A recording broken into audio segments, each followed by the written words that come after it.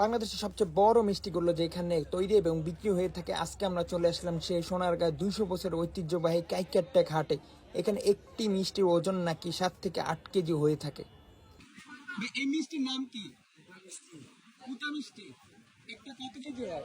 একটা আপনি যত রূপ চাইবেন 4 কেজি আছে, 5 কেজিও আছে, 3-4 কেজি সমস্যা নাই। 7 কেজি 8 কেজি আছে। 7 কেজি 8 কেজি আছে। টাকার রূপে নির্ভর করছেন না, যেমন গুড় এমন মিষ্টি। আচ্ছা, কত করে কেজি নেন? ওই 7 কেজি হলে 400-500 টাকা কেজি।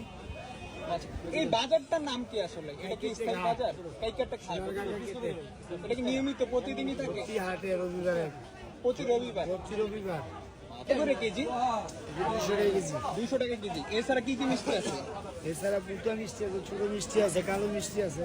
কত বছর ধরে এই হাট বসে? পাকিস্তানের আগে পাকিস্তান বহু থাকে, আচ্ছা, রাজা কমলে। আপনি কতদিন ধরে ব্যবসা করতেছেন? আমি করতেছি কত 40 35 বছর।